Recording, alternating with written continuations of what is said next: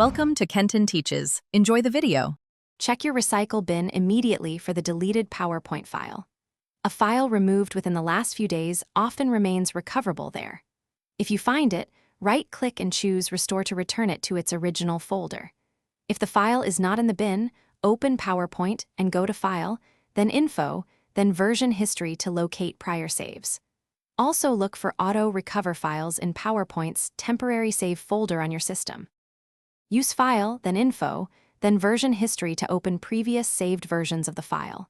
Each version lists a timestamp and the account or device that saved it. Select a version and click Open to preview its contents before restoring. If the preview shows the content you need, click Save as to create a recovered copy in a safe folder. Version history works when your file was saved in OneDrive, SharePoint, or when Auto Recover created local temp. Search the Auto Recover folder for files named PPT Auto Recover or with temporary extensions.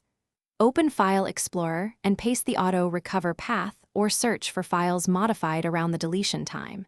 If you used OneDrive, check its recycle bin and version history because synced files often retain recoverable copies. For SharePoint, use the Site Recycle bin and the second stage Recycle bin if needed. Finally, if you have a system backup or file